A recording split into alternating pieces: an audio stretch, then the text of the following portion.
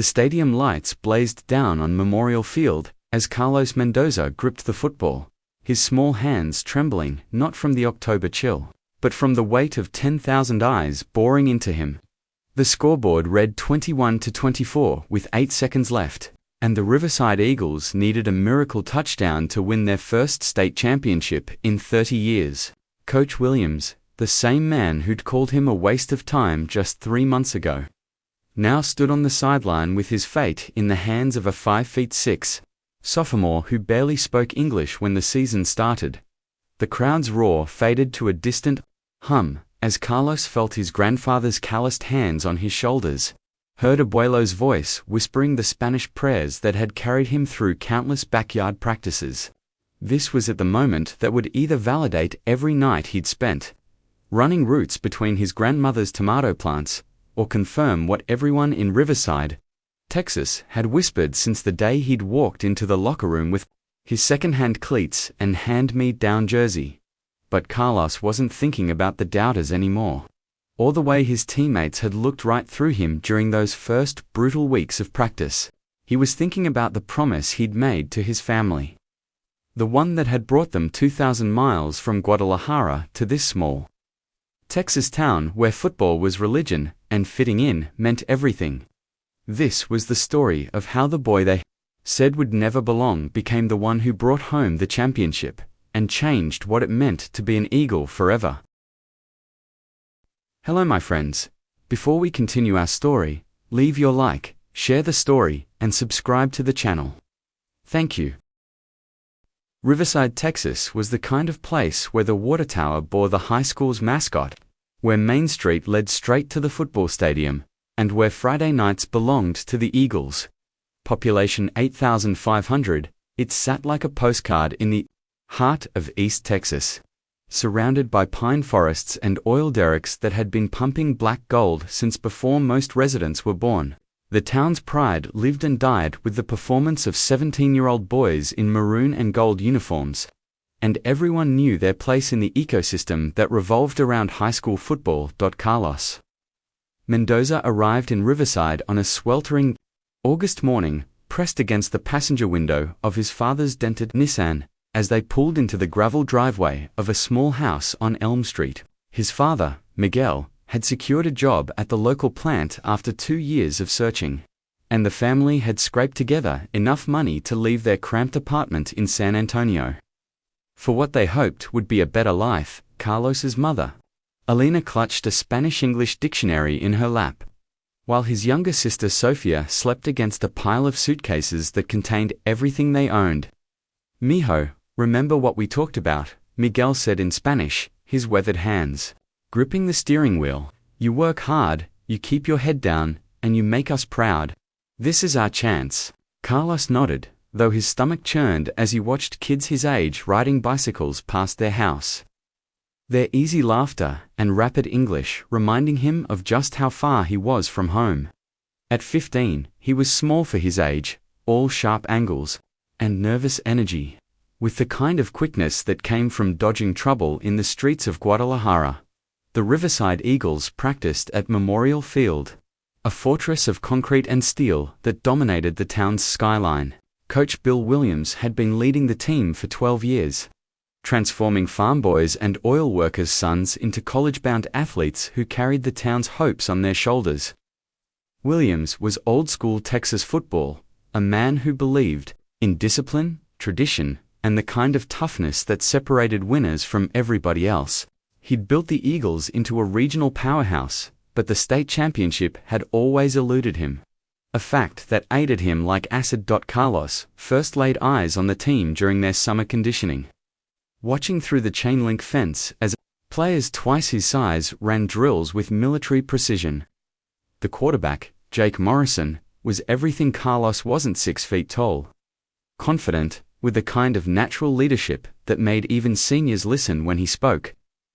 "You thinking about trying out, little man?" asked a voice behind him. Carlos turned to see Tommy Rodriguez, the team's starting safety and the only other Latino on the roster. Though Tommy had been born in Riverside and spoke English like any other Texas kid, maybe, Carlos replied in heavily accented English. his voice barely above a whisper. Tommy studied him for a moment, taking in the second-hand clothes and the way Carlos kept his distance from the fence. "Coach don't usually like surprises," Tommy said, not unkindly. "But hell, we could use some speed on special teams. You got any experience?" Carlos shook his head. Though he'd spent countless hours throwing rocks at targets in his grandfather's backyard, dreaming of American football while watching fuzzy broadcasts on an old television.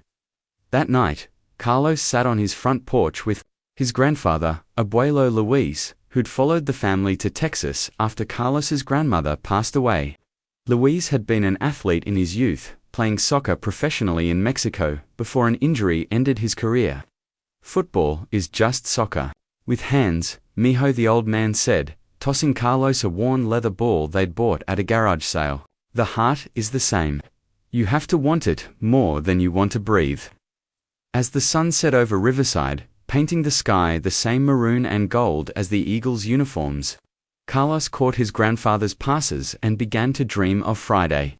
Nightlights. The first day of school arrived like a storm front, bringing with it the ritual of football tryouts and the annual sorting of boys into heroes and spectators. Carlos walked through the hallways of Riverside High, clutching his class schedule, navigating the maze of lockers and trophy cases that told the story of Eagle glory dating back to 1952. The walls were lined with photographs of championship teams, their faces frozen in moments of triumph that seemed impossibly far removed from Carlos's reality as he struggled to understand his chemistry teachers.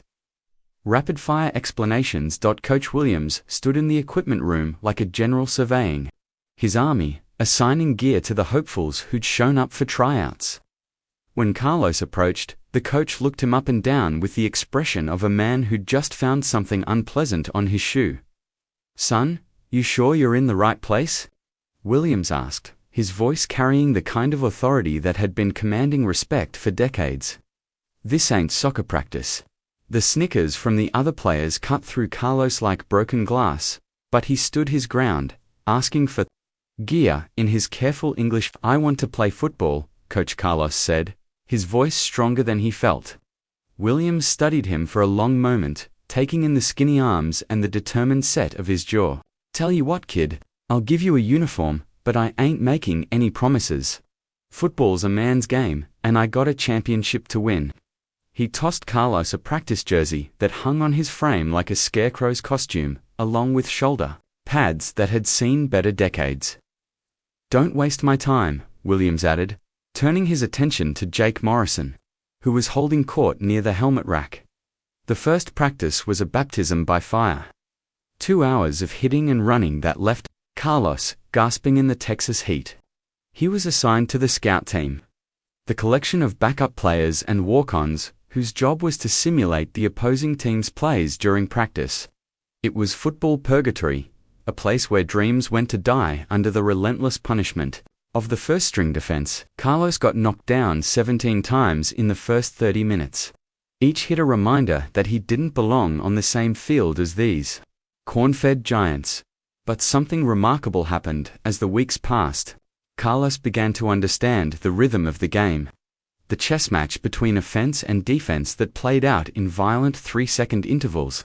His grandfather met him after every practice, the old man's eyes bright with curiosity as Carlos explained the intricacies of American football in rapid Spanish. "Show me," Luis would say, and they'd spend hours in the backyard, the old man running routes between Elena's vegetable garden while Carlos learned to read defenses and throw spirals. The breakthrough came during a scrimmage against the junior varsity team, when Carlos was inserted as a receiver on a play that called for a simple slant route. The pass was high and inside, the kind of throw that usually resulted in an incompletion or an interception. But Carlos adjusted his route in mid-stride, leaping to snare the ball with fingertips that had been strengthened by years of catching his grandfather's soccer balls. The play went for 23 yards, and for just a moment, the field fell silent as coaches and players processed what they'd just witnessed. "Where the hell did that come from?" Williams muttered to his assistant coach, scribbling notes on his clipboard. Tommy Rodriguez jogged over to Carlos as the team reset for the next play, a grin spreading across his face. "Damn, hermana, you got some wheels?" Isaid, using the Spanish word like a badge of honor. Carlos felt something he hadn't experienced since leaving Guadalajara, the possibility that he might actually belong somewhere. But belonging was one thing. Earning respect was another, and Coach Williams still looked at him like he was counting down the days until Carlos would quit and stop wasting his time. October arrived with a kind of crisp air that made Texas football perfect, and the Eagles were riding a 6-game winning streak that had the town buzzing about their best shot at a state championship in decades. Carlos had earned a spot on the varsity roster, though he spent most games watching from the bench as Jake Morrison carved up opposing defenses with the precision of a surgeon. The local paper had started calling Jake the Golden Arm, and college recruiters filled the stands every Friday night. Their presence a constant reminder of what was at stake. The academic pressure was mounting as quickly as the football success. Carlos spent his evenings hunched over textbooks, his mother helping him with English homework while his father worked double shifts at the plant. The language barrier that had seemed insurmountable in August was slowly giving way to understanding. But Carlos still struggled in classes where participation was expected and silence was interpreted as disinterest. His chemistry teacher, Mrs. Patterson, had begun staying after school to help him with lab reports. Her patience a lifeline in a sea of academic confusion. Social acceptance proved more elusive than classroom success. Carlos ate lunch alone most days, watching his teammates joke and flirt with cheerleaders while he picked at his mother's homemade tacos. The divide wasn't malicious, his teammates simply existed in a world of inside jokes and shared history that Carlos couldn't access. When Jake Morrison threw a Halloween party at his family's ranch, Carlos wasn't invited, though he heard about it for weeks afterward as his teammates recounted adventures that might as well have happened on another planet. The first real test came during the homecoming game against the Longview Bulldogs, a bitter rivalry that dated back to the 1960s and had produced some of the most violent contests in East Texas high school football. Carlos had been promoted to the special teams unit, his speed making him valuable on kick coverage and punt returns. With 2 minutes left in the third quarter and the Eagles leading 14-10, Carlos was sent in to field a punt that was sailing toward the Riverside 30-yard line.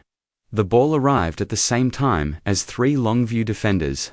Their intentions clearly focused on separating Carlos from both the football and his consciousness. He caught the punt cleanly, then made a decision that would have made his grandfather proud instead of calling for a fair catch. He lowered his shoulder and ran straight into the heart of the coverage team. The collision was spectacular, the kind of it that echoed through the stadium and brought the crowd to its feet. Carlos held onto the ball and gained 15 yards. But the price was a separated shoulder that left his arm hanging limply at his side. "Stupid play," Coach Williams said in the training room, though his voice carried a note of grudging respect. "Took guts, but it was stupid." Carlos nodded, the pain medication making everything feel distant and surreal. The injury would sideline him for 3 weeks, just long enough to watch from the trainers' table as Jake Morrison continued his march toward college recruitment and the Eagles advanced toward the playoffs. The isolation was complete. Not good enough to play, not American enough to truly fit in. The low point came during a team meeting when Coach Williams was discussing the upcoming playoff bracket. "We're gonna need every player healthy and ready," he said, his eyes scanning the room. "Can't afford to have anyone out there who's not 100% committed to winning." His gaze lingered on Carlos for just a moment too long, and the message was clear. Some players were more essential than others, and Carlos wasn't one of them. That night, he sat in his grandfather's truck outside the Dairy Queen, watching his teammates celebrate another victory, while he wondered if he'd made a terrible mistake in thinking he could belong. The healing process became a journey of discovery, as Carlos's injured shoulder forced him to the sidelines where he could observe the game from a different perspective. His grandfather picked him up after every practice, and their drives home became classroom sessions where Luis shared wisdom about competition, resilience, and the difference between wanting something and needing it. In Mexico, we have a saying, the old man said one evening, as they sat in the truck watching the sunset, "El que no arriesga, no gana." He who doesn't risk, doesn't win. But there's another part: you have to risk everything, not just what you can afford to lose. The revelation came during a late-night film session when Carlos was studying game tape with Tommy Rodriguez, the two of them breaking down defensive formations in the empty coach's office. "You see things differently than the rest of us," Tommy said, rewinding a play for the third time. "Jake's got the arm, but you read the defense before the snap. That's not something you can teach." Carlos stared at the screen, watching how the safety's positioning telegraphed the coverage, how the linebacker's stance revealed whether he was blitzing or dropping into coverage. For the first time, he understood that his outsider's perspective wasn't a weakness, it was a different way of seeing the game. The team's chemistry began to shift as the playoffs approached, and Carlos found himself becoming an unofficial consultant on opposing teams' defensive schemes. His notebook filled with observations about tendencies and weaknesses, insights that he shared with the coaching staff during their weekly preparation meetings. Coach Williams started asking for his input, though he couched it in terms of keeping yourself involved rather than acknowledging that Carlos might actually have something valuable to contribute. The respect was grudging, but it was real. The community rallied around the team as the playoffs progressed, with local businesses hanging banners and the mayor declaring Friday afternoons as early dismissal days so everyone could attend the games. Carlos's family had found their place in the ritual, with his mother joining the other team mothers in organizing pre-game meals and his father becoming a fixture in the stands, his work-worn hands clapping enthusiastically despite his limited understanding of the game's intricacies. Sophia had made friends with the cheerleaders' younger siblings, her rapid improvement in English a reminder that adaptation was possible with enough determination. The breakthrough moment came during a Wednesday practice when Jake Morrison went down with a twisted ankle, leaving the team without their starting quarterback for the remainder of the session. Coach Williams looked around the practice field, his options limited to a sophomore who'd barely played junior varsity and Carlos, whose shoulder had finally healed enough to allow him to throw. "Mendoza, you think you can run the offense without embarrassing us?" Williams asked, his tone suggesting he expected disappointment. Carlos nodded, strapping on his helmet with hands that shook slightly from nerves and anticipation. The first few plays were tentative, Carlos's timing off as he adjusted to taking snaps from center and reading live defenses instead of studying them on film. But gradually, the rhythm returned, and with it came a confidence that surprised everyone on the field. He completed 7 of 9 passes, including a perfect spiral to Tommy Rodriguez that threaded between 2 defenders for a 30-yard touchdown. The practice squad erupted in celebration, and even the first-string defense nodded their approval as Carlos jogged back to the huddle. "Well, I'll be damned," Coach Williams muttered to his assistant, scratching notes on his ever-present clipboard. "Kid's got something after all." That night, Carlos called his grandfather with news that would have seemed impossible just months earlier. Coach Williams had named him the backup quarterback, and if Jake's ankle didn't heal in time for the regional championship, Carlos might actually get his shot at the starting job. "I told you, mijo," Luis said, his voice thick with emotion. "Sometimes the best view is from the outside looking in." The regional championship game arrived with the weight of 30 years of frustrated hopes. As the Riverside Eagles prepared to face the Marshall Mavericks in a contest that would determine who advanced to the state semifinals, Marshall was everything. The Eagles weren't a big city school with a tradition of producing Division I talent and a coaching staff that treated high school football like a college program. Their quarterback, DeAndre Washington, was already committed to Texas A&M, and their defense featured 3 players who'd signed letters of intent with major universities. Jake Morrison's ankle had improved enough for him to start, though he was clearly limited in his mobility, and the coaching staff had prepared Carlos to enter the game if needed. The pre-game atmosphere was electric, with both teams' bands battling for crowd supremacy and local television crews documenting every moment of the warm-up routines. Carlos stood on the sideline during the national anthem, his eyes scanning the packed stadium where he could see his entire family in the stands. His grandfather wearing the Eagles jersey that Alina had bought him for his birthday. The game unfolded as a defensive struggle, with both teams' offenses struggling to find rhythm against aggressive defenses that had clearly studied each other's tendencies. Marshall struck first with a field goal late in the first quarter, and the Eagles answered with a touchdown drive that featured Jake Morrison fighting through obvious pain to deliver a perfect strike to Tommy Rodriguez in the corner of the end zone. The crowd erupted as the Eagles took a 7-3 lead. But Carlos could see that Jake was favoring his ankle more with each passing play. The second quarter belonged to Marshall, as DeAndre Washington began to find his rhythm and exploit the Eagles' secondary with a series of precision passes that moved the Mavericks methodically down the field. They scored twice before halftime, taking a 17-7 lead that had the Riverside crowd growing restless and the coaching staff huddling frantically on the sideline. Jake Morrison limped to the locker room at halftime, his ankle swollen and his face tight with pain and frustration.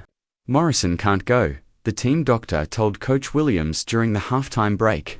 His diagnosis delivered with the finality of a death sentence. "He's got no lateral movement, and if he takes another hit on that ankle, we're talking about surgery." Williams stared at his clipboard for a long moment, then looked across the locker room at Carlos, who was sitting quietly by his locker, his helmet resting on his knees. "Mendoza, you ready to find out what you're made of?" The question hung in the air like smoke, and Carlos felt the weight of every practice, every hit, every moment of doubt that had brought him to this instant.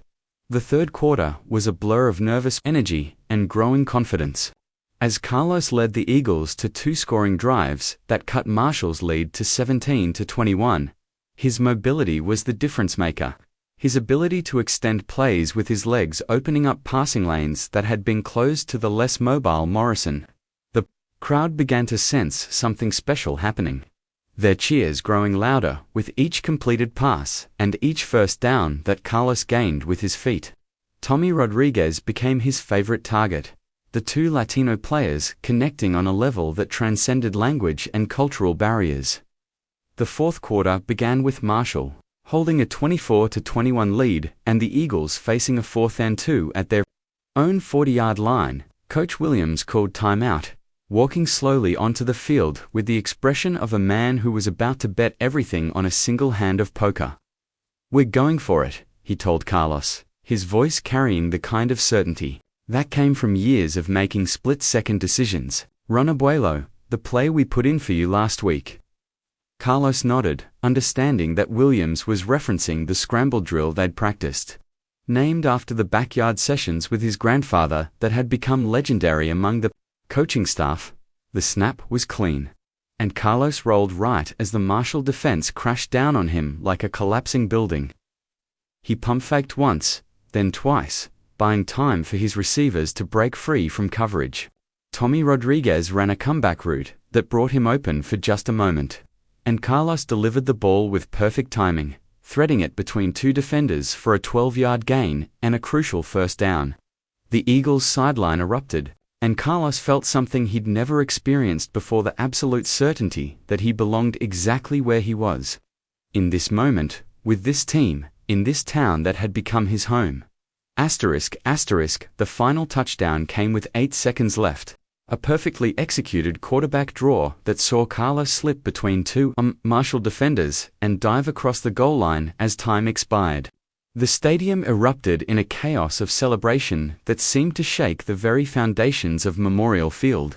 And Carlos found himself buried under a pile of teammates who had spent the season learning to believe in the quiet kid from Guadalajara who spoke in broken English but fluent football. Coach Williams stood on the sideline with tears in his eyes, his championship trophy finally within reach after 3 decades of trying. In the weeks that followed, Carlos's story became the stuff of local legend, retold in barbershops and coffee shops throughout East Texas.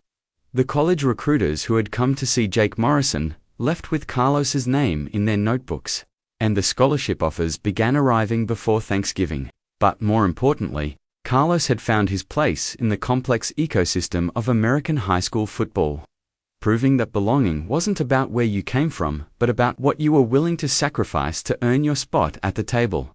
The lessons learned that season extended far beyond the football field, touching every aspect of life in Riverside and beyond.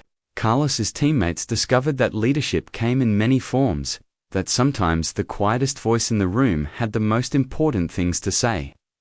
His family learned that the American dream wasn't just about economic opportunity, was about the chance to be judged by your character and your effort rather than your accent or your address. And Coach Williams learned that sometimes the players you overlook are the ones who end up saving your season, your career, and your legacy. Years later, when Carlos was playing quarterback at the University of Texas and Tommy Rodriguez was starting for the Cowboys, they would look back on that championship season as the moment when everything changed. Not just for them, but for everyone who witnessed what happened when a community opened its heart to a kid who just wanted a chance to prove he belonged. The boy they called a waste of time had become the one who brought home the championship, and in doing so, had redefined what it meant to be an Eagle forever. The trophy sits in the school's main hallway today, a golden reminder that sometimes the best stories are the ones nobody sees coming. And every August, when a new group of hopefuls shows up for tryouts, Coach Williams tells them about the sophomore who couldn't speak English but who spoke football better than anyone he'd ever coached. Don't judge a player by his first practice, he tells them, his eyes twinkling with the memory of that magical season. Judge him by his last. Carlos's jersey, number 12, was retired the following spring, hanging in the rafters of Memorial Field, alongside the other legends who had worn Eagle maroon and gold with honor. But the real legacy lived on in the hearts of everyone who had learned that courage comes in many forms, that dreams don't have expiration dates, and that sometimes the kid everyone overlooks is the one who changes everything. The coach had said he was a waste of time, but Carlos had proven that time invested in believing in someone even when they don't believe in themselves is never wasted at all.